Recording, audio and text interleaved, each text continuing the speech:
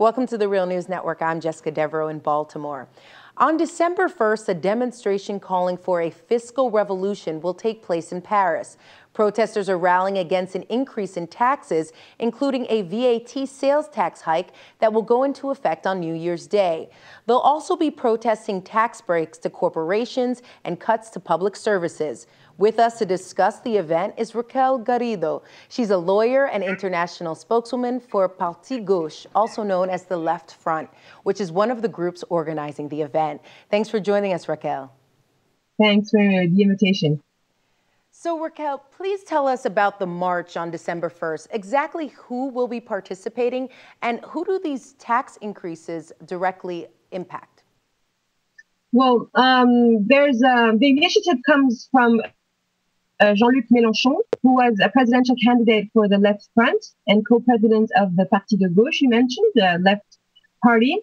But it's rallying much wider around trade unions, NGOs, around consumer rights.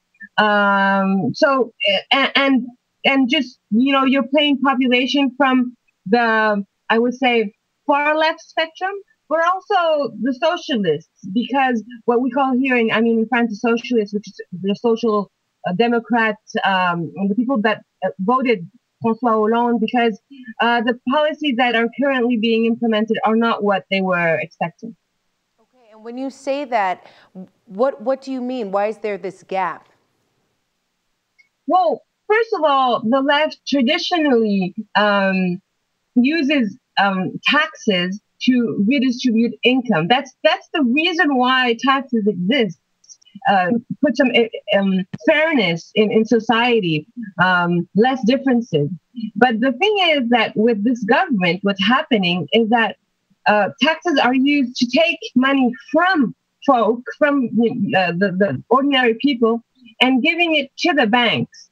Why the banks? Because of the consequences after the subprime crisis in the United States that was imported into the European Union because of the freedom of circulation of capital, the big money losses in the banking sector were transferred to the public sector, and so that money has to be covered by someone. So what's happening today all across Europe and all across the Eurozone is that what you have austerity plans, austerity measures.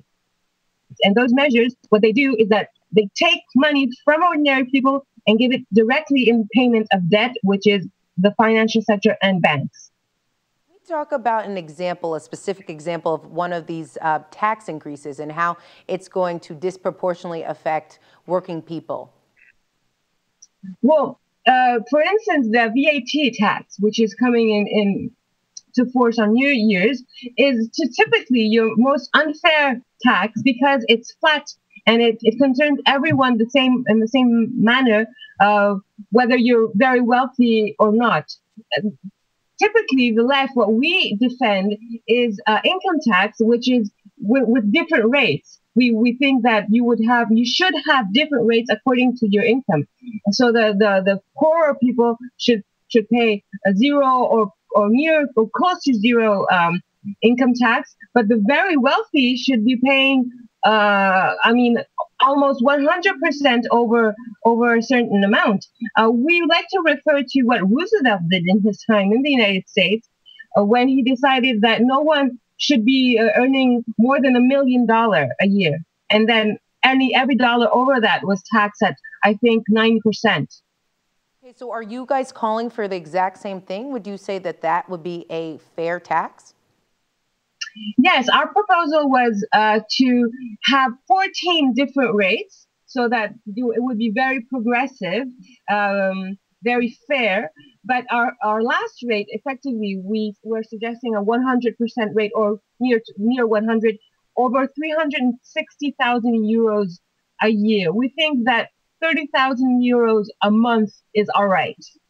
Well, Raquel, I'm going to present the counter argument because you often hear the argument that raising taxes on the wealthy is going to create this flight. They're essentially going to leave France. And I can't help but think of Gérard Depardieu, the French actor, and how he's now a Russian citizen. And he's sort of been in this heated debate over the wealthy, essentially tax exiles, leaving France. What do you make of that argument? Well, first of all, it's not true. I mean, the wealthy are in France very much. France is one of the places on earth where you will find the most millionaires, because there's lots of money to make here, because of the social model, because people still have welfare, because you have retirement measures. I mean, the amount of people that actually go into absolute poorness when there's crisis is lower, right? So there's money to make for businesses, and there's also a great, way of life, and so there's not so many Rivieras in the world. So and Paris is Paris. So it's not true that the wealthy leave, because there's still money to make here. And it's good. France is good business, and even Gérard Depardieu, he's shooting movies in France. Still today, I think he's actually paying taxes in France. And there was a very mediatic, use of his declarations. But I think he still has money here, and he's paying taxes.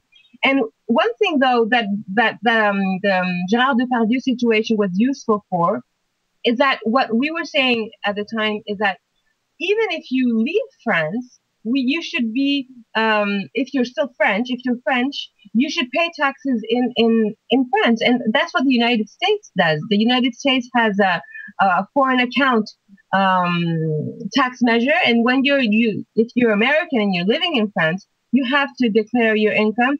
And if what you would pay in the United States is higher than what you're actually paying where you are, then you have to pay the difference. That exists in the United States. I don't know why we French wouldn't be able to do the same thing.